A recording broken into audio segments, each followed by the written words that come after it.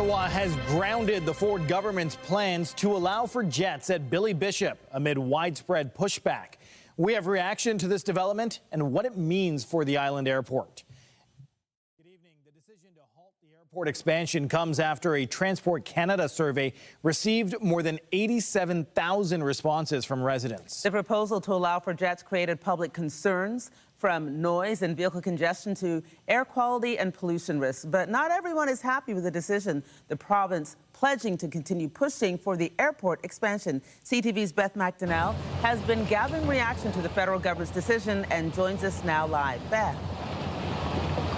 Andrea, Rahim, many against allowing jets from the island airport aren't just happy because of what this means for the waterfront. They're also happy because they say elected officials are listening. A large protest was planned for tomorrow. That's now been replaced with a celebration and victory march. The plan to fly jets in and out of Billy Bishop Airport has been grounded. And Toronto residents, from sunseekers to water lovers and trailblazers, are giving the thumbs up. Overwhelmed. I'm so happy. This is the place to be on a summer day and not have to hear those loud planes.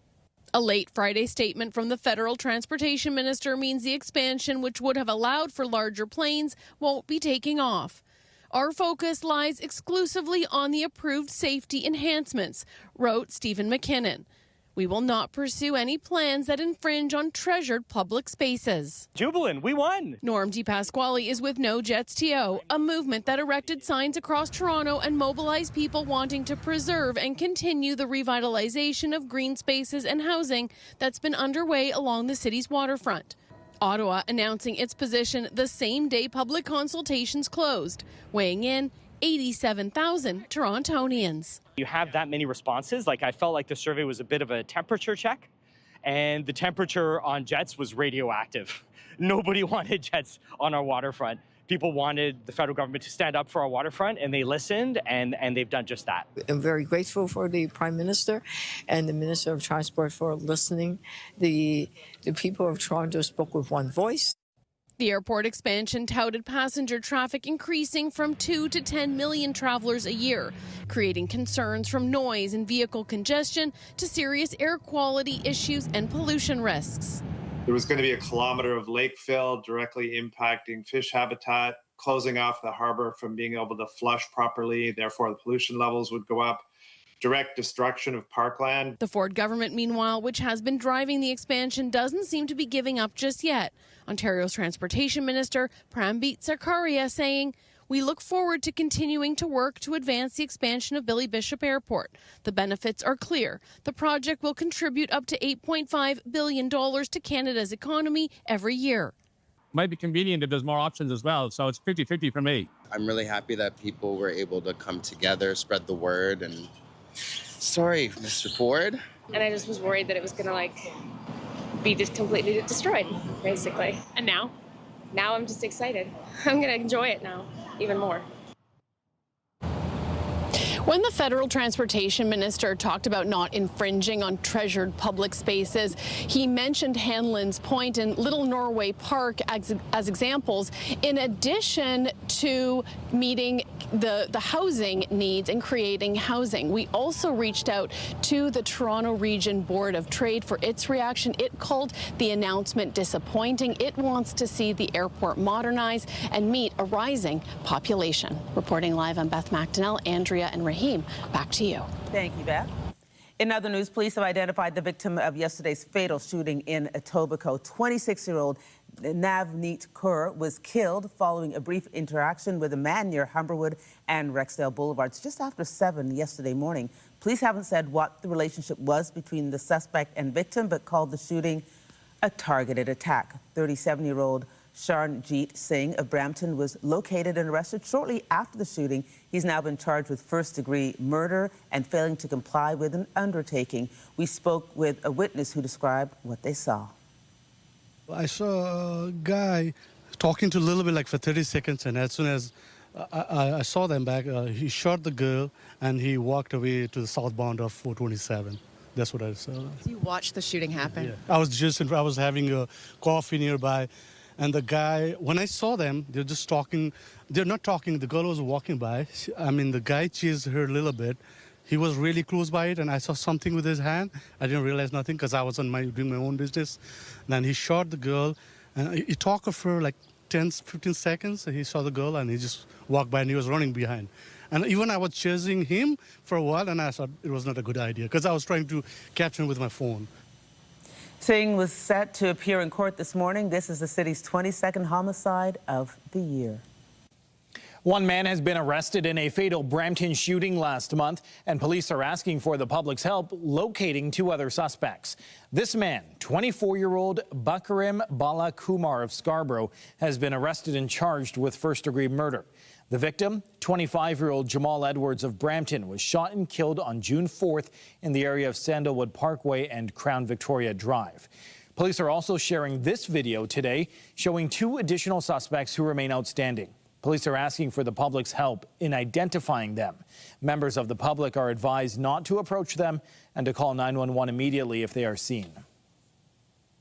The province's police watchdog is investigating after 3 people were injured in a 2-vehicle crash in Etobicoke. It happened just after midnight at Carlingview Drive and Disco Road. At least one of the vehicles involved ended up on a sidewalk. The SIU says officers attempted to stop the driver of an Acura who then fled the scene and was involved in a crash with a Ford Escape. Police tell us the 3 occupants of the Ford Escape were taken to hospital with serious but non-life-threatening injuries. 3 male occupants of the Acura, an 18-year-old and 2 youths were arrested after a brief foot pursuit. There's been no word on any charges. We'll have more news in a moment, but first here's a live look at the city this hour. A beautiful day in this city to get outside and enjoy this summer day. Let's show you the satellite radar. Not too much to show you. There is some active weather in the Hamilton Niagara Falls area. A few scattered showers, but nothing too significant. Current winds quite light, just 19 kilometers per hour in the city of Toronto. London, 6 kilometers per hour. Temperatures 25 degrees in Hamilton, still feeling like 30 in Muskoka and Peterborough, Kingston and Ottawa as well. Niagara Falls feeling like 33. At the islands, which is what we just showed you, 20 degrees, feeling like 24. Pearson Airport, a little bit more cloud cover. Tonight, our overnight low, 19 degrees. That is a touch above normal for this time of year. There are some showers heading our way for tomorrow. It's not going to be a full washout, but we'll tell you when you can expect them coming up. But for now, Andrea, over to you. Thanks, Raheem. Hundreds of kids were treated to an NFL-style training camp today with some athletes. It's all part of the Hockey Diversity Alliance Summerfest, aimed at creating inclusivity across sports. Keep your eyes up and head on a swivel because the footballs are flying. And yes, that really is former NFL superstar Marshawn Lynch here in Toronto. Hey, you can't do that. Have fun. The always unpredictable and authentic Super Bowl champ didn't want to speak to the cameras too much, instead keeping the focus on the youth at the Hockey Diversity Alliance Summerfest at Canoe Landing Park. It's a lot of running, a lot of passing, a lot of throwing, and Marshawn Lynch is here, so it's pretty cool. There's someone you can actually look up to and say, oh, I could be like that when I'm older. The all-day event is hosting 250 youth and their families who primarily come from marginalized communities. Every year, the 8 founders, who are current and former NHL players of color, lead initiatives like this to create inclusive and diverse communities in sport. I feel like the things that I suffered through and kids that come from the communities that I came from continue to suffer through. So I think when they see somebody that was able to make it and persevere through some of the trials and tribulations, it goes a long way in them wanting to do that sport as well. The Hockey Diversity Alliance has grown over the years, now supporting more than 2,000 kids with access to sport free of charge across the country. The more you enjoy it, the more you'll want to press into your own craft and get better. So at the age these kids are at, you know, a couple touchdown dances, catch a football, you know, a couple little pointers, that's about it. And that relaxed attitude is resonating with the kids. We're just having fun. Marshawn Lynch came, more famous people came. It's just fun. The Beaches International Jazz Festival is underway with the Street Fest set to wrap up tonight.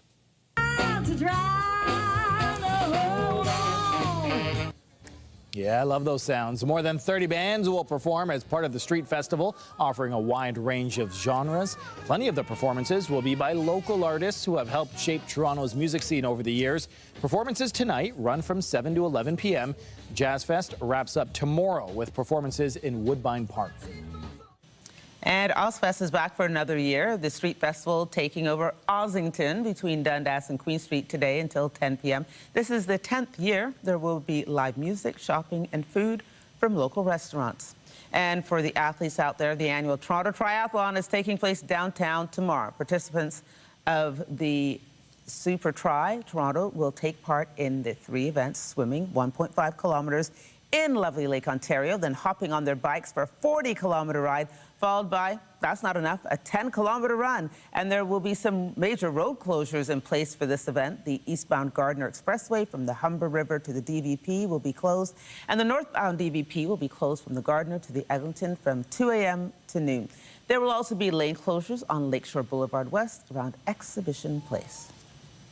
And there are a few transit service changes on the schedule this weekend. Because of planned construction across the GO Transit network, Lakeshore West trains are running every 30 minutes today and tomorrow.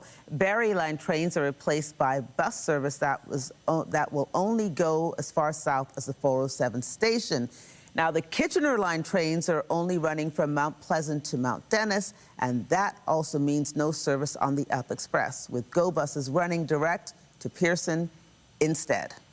On the TTC, subway service on Line 2 will start later than usual tomorrow morning between St. George and Broadview stations. Crews will be carrying out work on the Prince Edward Viaduct, and trains won't run on that stretch until 11 a.m.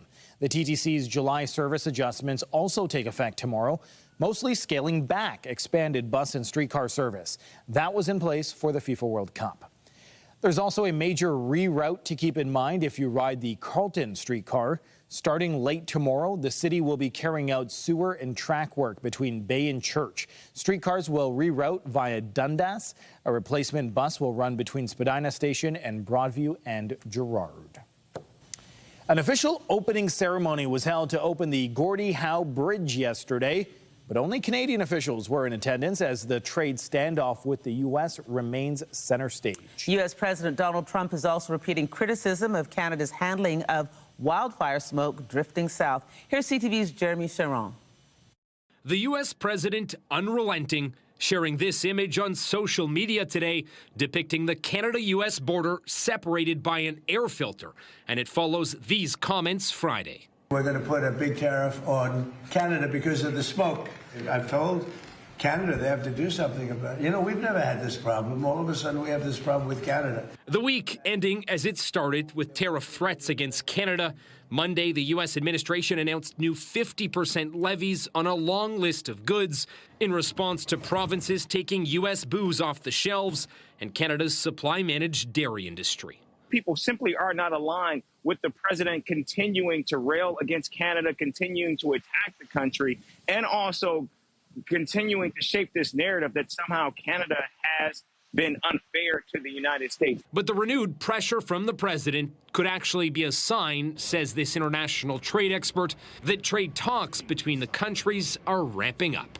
From the ratcheting up of these tariffs, you get a sense that there's a reason they're going to do that, and it's going to be because it's our turn now, right? Mexico's done, almost. They're meeting again in September. It's Canada's turn to talk to the Americans about whatever they want to talk about. Meanwhile, this week, Ottawa quietly signed a new free trade agreement with Ecuador and concluded negotiations on a comprehensive economic partnership with the United Arab Emirates.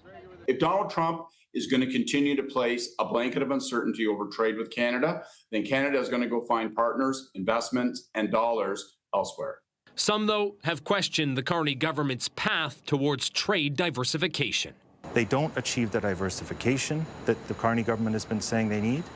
And they also raise very deeply disturbing questions about the kinds of governments we're willing to work with. The pressure is now on for the Carney government when it comes to a deal with the U.S. to either strike some kind of agreement before August 19th, when the 50% tariffs are set to take effect, or determine how to retaliate. Jeremy Sherrill, CTV News, Ottawa. Elections Alberta says a petition looking to secure a referendum on leaving Canada has been deemed successful. The nonpartisan agency says the pro-separatist petition gathered the number of verified signatures needed to get the matter on the ballot, but it's still not certain when that will happen. The effort has been tied up in court, and First Nations groups argue it's invalid and unconstitutional because they were not consulted. Despite that, separatist organizers say the confirmation of their petition galvanizes their movement and puts pressure on the Premier. She promised that our question would be on the ballot if we had the requisite number of signatures. Now we have the requisite number of signatures, and she's still campaigning against us having our question on the ballot. The authors of the petition have disagreed with the plan outlined by Premier Danielle Smith. Her government has said it will put a non-binding question about separating from Canada on the referendum ballot because of the ongoing court battle. Now to the latest on the province's fight against wildfires. The Ministry of Natural Resources says there are more than 130 active wildfires burning in northwestern Ontario, with close to 30 still out of control. The government has also put an implementation order in place in the northeast around Dryden to support public safety and firefighting efforts. The order gives the ministry the authority to restrict access and activities within the emergency zone. Friday's evacuation alert for the Sauganaga Lake area continues as wildfire activity intensified. The region's largest wildfire, known as Thunder Bay 36, remains out of control and has grown to more than 315,000 hectares. I would say a couple hundred people have come to Thunder Bay as a precaution, and of course the hotels are ready for them, as is the arena, which will have full cooking, sleeping, and other protection. So it's ready for 300 plus. Looking further west, warm, dry conditions are fueling 124 active fires across British Columbia. Trying to plan the best we can, but also be very agile, should things shift on the moment. Footage from Clinton shows the growing flames from the Big Bar complex wildfires. Hundreds of residents have been forced to flee, with many more on evacuation alert. Nearly half of the wildfires remain out of control, with strong winds fueling some of the most concerning blazes. Wildfires also remain a major concern this weekend in parts of Europe. Fires on the coast of southwestern France moved inland towards Bordeaux today, forcing people to flee. The final stage of the Tour de France was shortened so officers could redeploy to help deal with the crisis. Spain has declared its first ever national emergency over a wildfire after several blazes combined into one in the Madrid region. A man died in a separate fire in Valencia. More than 250,000 people have fled their homes across France and Spain due to the wildfires. We are following developing news out of Germany. Pride festivities have been called off in Berlin as police respond to what they say was a car crashing into a crowd in the city. Police say at least one person is dead and around 15 are injured, according to reporting from AFP. Police said on social media they were responding with emergency services to an incident where the vehicle had struck multiple people. Hundreds of thousands of people had gathered in the German capital for one of Europe's largest pride events before the incident took place. Police also said emergency services were treating the injured at the scene and they were searching for suspects. A Canadian intern at NATO has been arrested on suspicion of espionage. Belgium's federal prosecutor says the intern is suspected of spying on behalf of a third country and of being a member of a criminal organization. The prosecutor's office launched an investigation after being tipped off by NATO security services. The Canadian intern had been working at NATO's strategic headquarters of the Allied Powers Base in Belgium. Both Canada and Belgium are members of the 32-nation military alliance that China had labeled a security challenge in 2021. The cost of diesel is surging again, and grocers are warning that what starts at the pump could end up on your food bill. CTV's Maria Saru reports from Canada's smallest province, where farmers and businesses are paying some of the biggest fuel prices in the country. diesel powers the machinery dairy farmer Daniel Hagman relies on to keep his 120 cows fed and their milk moving to market. His fuel bill is already in the tens of thousands and only getting bigger. That's profits lost. It's just money taken out of our pockets at the end of the day. On PEI, diesel prices have eased from their spring peak, but climbed again Friday, now selling for about $2.44 a liter. That's about 17 cents above the national average. For now, Hagman says farmers have been taking the hit. But soon, that'll be unsustainable, with everything from contractors to feed costing more. We have to pass that increase on, so it just keeps going down the chain. And it's not just dairy products. Higher fuel costs will inevitably drive up prices on store shelves, says the Canadian Federation of Independent Grocers. Those goods that are requiring long distances of transportation where you're importing them, and also requiring cold storage. So everything from fresh fruits and vegetables to meat, dairy products, those are the ones that are most vulnerable to these kind of rising costs. For Hagman, the next few months will show whether the worst has passed or costs keep climbing. It cuts the bottom line for us, so really it has to, we hope to see an end soon. On farms like this, the question now is when producers will need to pass costs on. Hagman says he expects that could happen before the end of the year. Maria Sru, CTV News, Hunter River, Prince Edward Island. One major factor in rising energy prices has been the standoff between the United States and Iran over the Strait of Hormuz. Speaking at an event last night, U.S. President Donald Trump repeated his claims about how that conflict is going. We've hit Iran very hard. Their Navy is gone. Their Air Force is gone. 250 jets, no longer. 159 boats, good boats. In fact, I said, why the hell didn't we keep them? We could have used them. But 159, but all at the bottom of the sea. They have no radar. They have very few drones left, despite what you see. And every once in a while, they're going to set some things up, but they don't have much left. And by the way, they are talking to us right now. They'd love to make a deal. I don't think they're ready to. I don't think it's time yet, but I'm willing to listen. But they cannot have a nuclear weapon. Iran's Revolutionary Guard says it stopped 4 ships trying to transit the Strait of Hormuz over the last day. Meanwhile, videos from the Iranian capital of Bandar Abbas appeared to show the aftermath of an airstrike on a telecommunications tower today. For the second year in a row, the U.S. has set a record for new measles cases, marking the country's worst outbreak in over 3 decades. I very much expect, I would be shocked if we did not lose our measles elimination status. We want to protect ourselves, we want to protect our children, and we want to protect our communities. The U.S. Centers for Disease Control and Prevention said it logged more than 2,300 cases as of Thursday. The disease was declared eliminated in the U.S. in the year 2000, but more cases have been recorded in the past 18 months than in the previous 25 years. Major outbreaks in South Carolina, Utah, and Arizona have contributed to the rise. Experts say the actual spread might be greater due to underreporting and declining vaccination rates. What we aim for is 95% or above. And in the United States and in Canada, they've been below 90% or so for the past decade or so. And really, because the virus that causes measles is so aggressive and so easily transmissible, you really need that very high rate of vaccination to be able to help stamp out any sort of outbreaks. And when you can't do that, that's what leads to things like people getting lots of infections, losing elimination status, and seeing higher rates of the severe complications like pneumonias, deaths, and neurologic issues down the line. Canada lost its own measles elimination status after a major outbreak that began in October 2024. Public Health Ontario declared the outbreak in the province over last fall. Historic in Canada is in Alberta this week to film a new Canadian Heritage Minute at the military base in Wainwright. It tells the little-known story of an Afghanistan war veteran in a moment of heroism.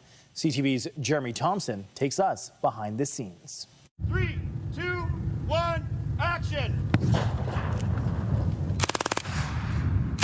This film crew has come to an isolated part of Canadian Forces Base Wainwright to shoot a new Canadian Heritage Minute. So we're recreating Afghanistan here in the Alberta Prairie And it seems to really work. You know, I think there's enough sand. It's the story of Captain Jonathan Snyder, a veteran who served 2 tours in Afghanistan.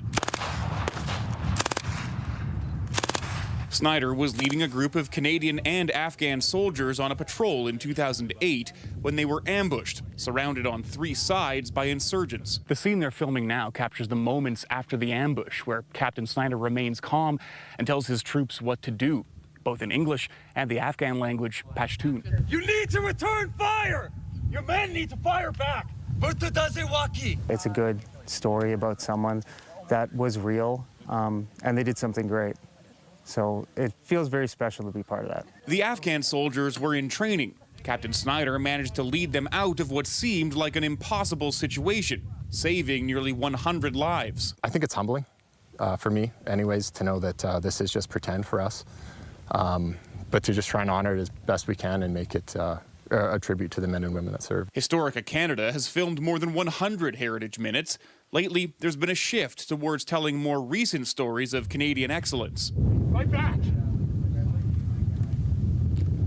See? Fight back! To help with historical accuracy, the crew consulted soldiers on the base who served in Afghanistan and spoke with some who knew Captain Snyder, who died 3 days after the ambush depicted in the minute. It's invaluable, to be honest, like people that have been there and just small details that can get overlooked. The goal is, you know, is for people who knew him to say, yeah, that's the guy I knew, that's him. The finished product will air on TV and Historica Canada's socials in November as a lead-in to Remembrance Day. Jeremy Thompson, CTV News, Wainwright.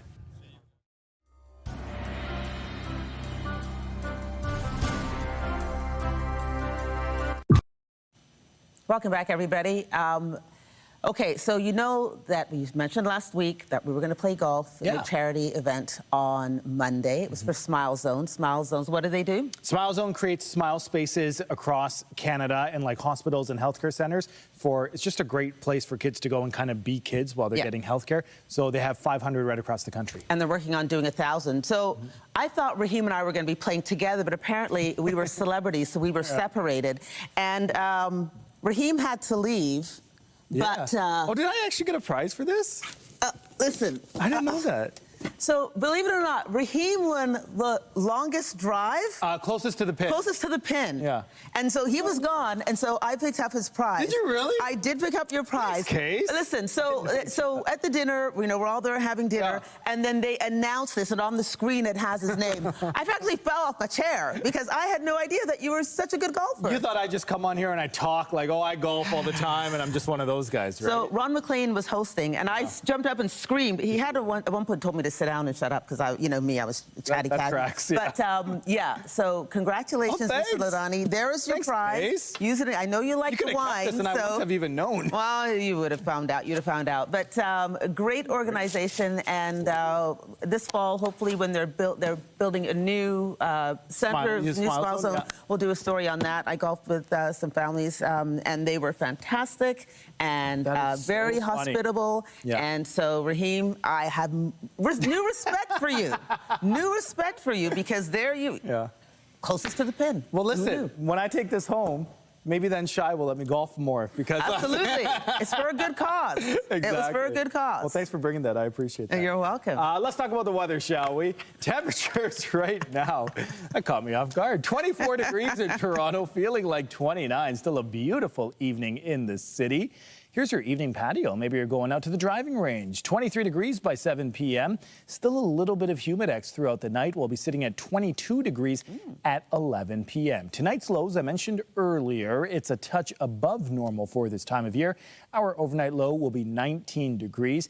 As we wake up tomorrow, beautiful sunny day. I mentioned also that there may be some showers. We'll talk about that in just a second. But 20 degrees by 7 a.m., 21 degrees by 9 a.m. So let's show you our daytime highs tomorrow. 28 degrees, feeling like 34 in Toronto. You see those images right there with some showers. There may be some afternoon thunder showers. So overnight, we're all good. Sunday morning, we're all good. This is around 3 p.m. So around 3 p.m. is where we could see some showers. Also, the risk of lightning and thunder showers. It generally then moves on, and by Monday at midnight, things are completely clear. So Here's a look at your 7-day forecast. We've talked about Sunday. Monday, again, still a 60% chance of showers, but as you saw on the forecast radar, it then does move out. Tuesday, we could get some more showers as well. So a little bit different from what we saw last week. But again, from right now, based on all the models, these are not washout days by any means, but you certainly do want to have the rain gear handy with you. Then on Wednesday, the sunshine returns and we're sitting with a little bit of humidex to end off the week. And then again, right now, next Saturday, it's showing like we could get some more showers as well. Andrea. Thanks, Raheem. Golf pro. In sports, the Argos take a trip to Vancouver tonight, looking to snap a 3-game losing streak, taking on the BC Lions. Making a game near the end. Here's Nick Arbuckle looking for his second touchdown rushing of the night. It was a close one last time out for the Argos when they lost by just 1 point to the Hamilton Tiger Cats. The Boatmen are third in the East with a 2-4 record. Meanwhile, the Lions have won just 1 game this season. This is the last of 7 games on the road to start the season for the Argos. They'll have their home opener against Calgary on Thursday. Kickoff tonight, set for 7. Toronto FC will be looking to snap a 10-game winless drought tonight when they visit DC United. Last time out, the Reds played to a scoreless draw in New England. They haven't won a game since April 4th and haven't scored a goal in more than 230 minutes action. The Reds sit in 12th spot in the Eastern Conference. Kickoff is 7:30 tonight. On the courts, it's the WNBA All-Star Weekend. The Toronto Tempo guard, Marina Mabrey, is part of the action. The 29-year-old came into last night's three-point contest with league-high 82 three-pointers on the season. It was Mabrey's second time in the contest since taking part in 2024. She didn't make it into the final round last night. It was won by Brooke Azzi-Fudd of the Dallas Wings. Mabrey will play in the big game tonight in Chicago before returning to the Tempo, who next play on Tuesday. And back in the city, Dominican baseball heritage was recognized at a Toronto park today.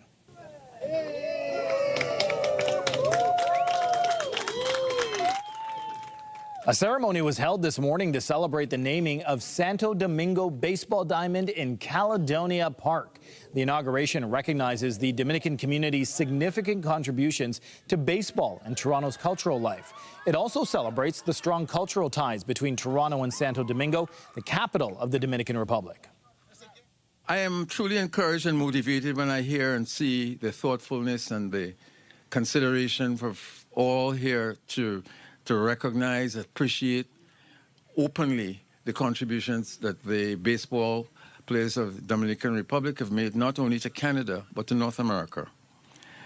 And I welcome all of the people here who publicly are expressing your appreciation for the contributions, both large and small, that baseball players of Dominican Republic background, or DR, have proudly made to baseball in this country, and in particular, our wonderful city of Toronto. Baseball and the Dominican Republic are intimately linked. You can't separate baseball from the Dominican Republic. It's almost less inseparable than hockey in Canada, baseball and Dominican Republic. As the city of Toronto has been fortunate to have been part of the legacy for several generations, with the Toronto Blue Jays retaining some of the greatest Dominican talent anywhere in the world. Mayor Olivia Chow also presented the Afro-Dominicana Community Organization with a scroll of recognition to mark the occasion. The looming threat of Trump's latest round of tariffs has created a buzz in Canada's honey industry. The U.S. is the biggest buyer of this precious liquid gold. And as CTV's Alison Bamford reports, it comes at a time when producers are already feeling the sting. It's the middle of honey production season, and these hives are buzzing. These guys are all actually filling the cells up with fresh nectar. Simon Lalonde is checking in on production, a task that sometimes stings. Part of the job. But the potential sting of U.S. tariffs is something that the Canadian honey industry doesn't normally feel. We were very surprised. We don't really see a whole lot of reasoning for it. President Donald Trump's threat of a 50% tariff comes at an already difficult time for beekeepers, battling parasites and years of low prices, making it tough to break even. Right now, beekeepers are essentially keeping their beehives healthy. That's all we're trying to do, keep them going until the next season. The U.S. is one of the Canadian honey industry's biggest buyers, making up about 60% of honey exports, worth almost $30 million last year. Looming tariffs could close that off. Without sales, I'm sure operations will fail. We just don't have alternative markets to sell Canadian honey. We're working on it, but it's very difficult to do. Producers like Lalonde could be forced to sell their honey at even lower prices just to get rid of it, although he doesn't anticipate that would change the price for consumers. Honey prices in Canada have been at an extreme low for the last 4 years, yet the prices on the store shelves have stayed essentially the same. In a few days, Lalonde will start extracting honey from these hives. That's where his attention is right now. Once that's done, he says then he can focus on any possible impacts from the tariffs. It's like every other farm. Get the crop in the bin and then worry about how you're going to market it. A sticky situation that the industry hopes trade talks can resolve. Allison Bamford, CTV News, near Clavet, Saskatchewan. Okay, let's head back to sports, where the Blue Jays just wrapped up their game in Boston against the Red Sox. This one hit in the air, left field, hit well, and it's gone! Okay, when we start with the Blue Jays highlight, it's good news. Already up 1-0 in the third inning, George Springer hit a massive 3-run homer to extend the Jays' lead. They went on to win the game, 6-0. Dylan Cease had a great performance on the mound, pitching a complete game and giving up only 1 hit with 12 strikeouts. The two teams will wrap up their series tomorrow afternoon. Stay with us, folks. More to come after the break.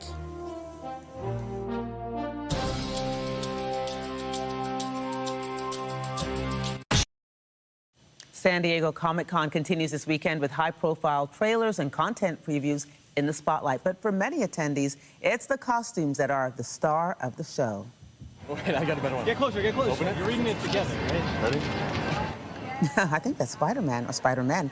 Every year, fans of video games, comics, movies, and fantasy worlds spend months creating detailed costumes to show off their passion at the event. But with the convention taking place at the height of summer, cosplayers also have to find ways to handle the heat while wearing their elaborate outfits. There were no new wide releases at the box office this weekend as The Odyssey sails towards another strong result. We won the war.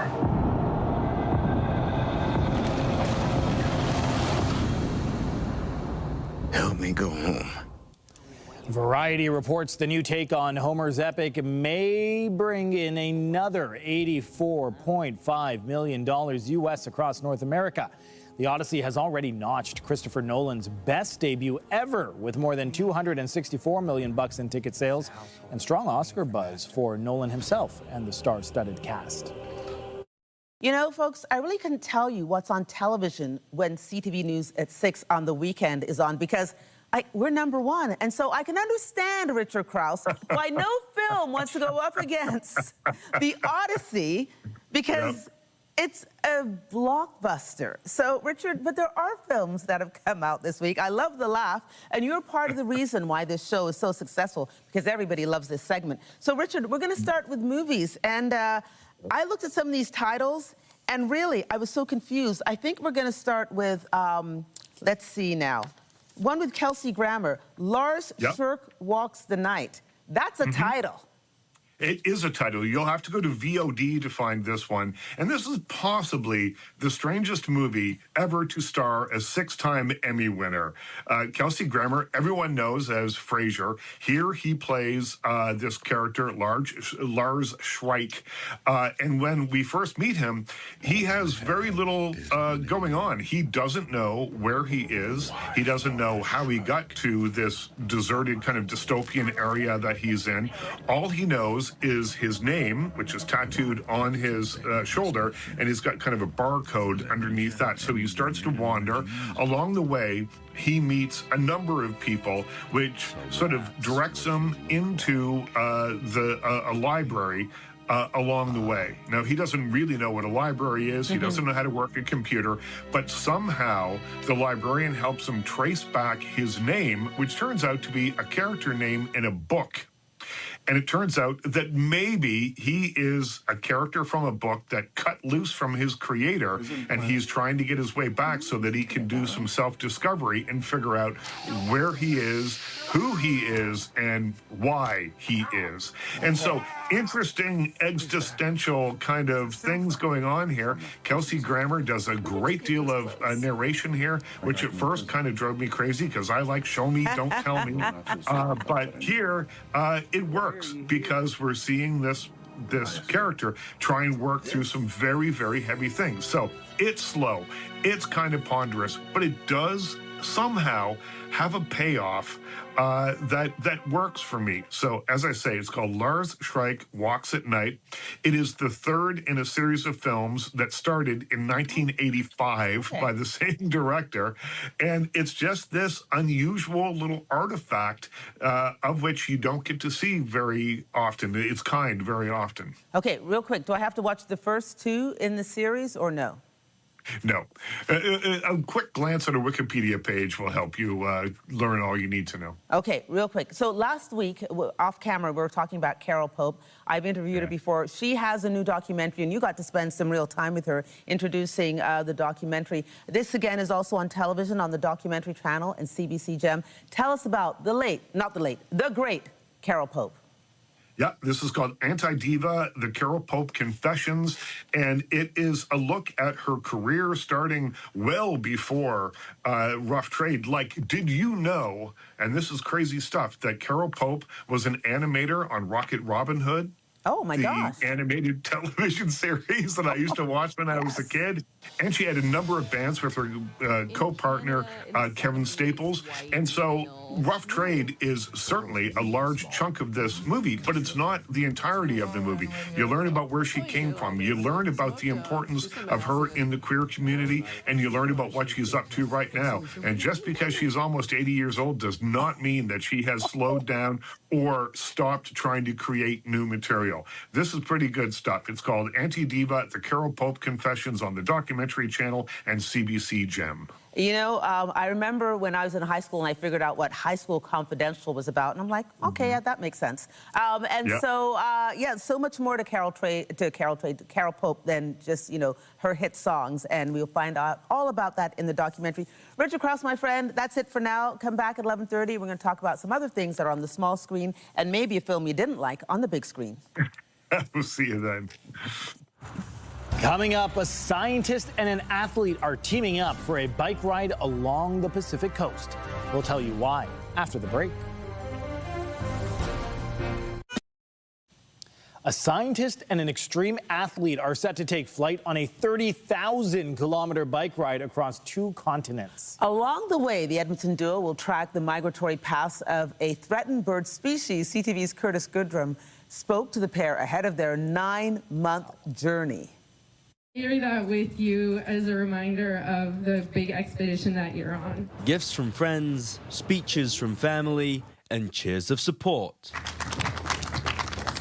This is the last time loved ones will see Leanna Carrier before she sets off on a 9-month journey. I've been a personal trainer for 20 years, so I definitely didn't go into this blindly. She's cycling 30,000 kilometers from the edge of Alaska to the tip of Argentina to track the migratory path of the Wimbrel. She won't be alone. I'm excited to understand what does it actually take a bird to embark on such an outrageous journey. Tim Dobert from the University of Alberta says this will be the first time people have physically followed a bird species along a global flight path. He's had the idea for 5 years. The flyways are the corridors that birds migrate, and something just clicked, and I was like, this would be incredibly crazy, but also super powerful to emulate those journeys. So he agreed to ride 30,000 kilometers briefly after meeting me, but he said, you know, he had a similar idea, and he's like, we need to create more impact than just riding a record or just riding kind of a highway for an athletic feat. The cycling science team plans to teach students about their journey along the way. We get to start with these virtual classrooms, and along the flyway, these kids get to follow us. So I'm most excited about seeing the group of kids that follow us from start to finish. Dobert hopes more people connect with nature through this journey. Now is the time to tell stories and bring people on board and get people excited. The team will begin their trip from Prudhoe Bay on August 1st. Curtis Goodrum, CTV News, Edmonton. Cool looking bike. All right, let's That's a long way to go. I'm tired. And I hope we better appreciate this after they're done and we figure out the migratory path of these birds. Let's hope so. Yeah, Good luck to them. Let's take a look at the weather before we go, shall we? Temperatures in Toronto right now, 24 degrees, feeling like 29. Here's your camp forecast tomorrow. Oh, wait, tomorrow's Sunday. Some people have weekend camps, don't they? Yeah, maybe. Well, by noon it'll be raining if you're outside. How about that? People will be camping. Some people go camping. You know what? That's there right. We go. That's what it was. That's what it is. That's why there's two of us here. Let's move on to the 7-day forecast. There may be some showers tomorrow in the afternoon hours. It won't be a washout, and the rain sticks with us for the beginning of next week, but then things clear up nicely. Andrea. Thank you, Mr. Ladani. Well, be sure to join us tonight at 11 for the CTV National News with Morella Fernandez, followed by our next local newscast at 11:30. In the meantime, our coverage continues anytime on CP24 and online at ctvnewstoronto.ca. For all the hardworking people in front of and behind the camera, thank you for watching. Have a good night. I'm Andrea Case. And I'm Rahim Ladani. Take care. Good night.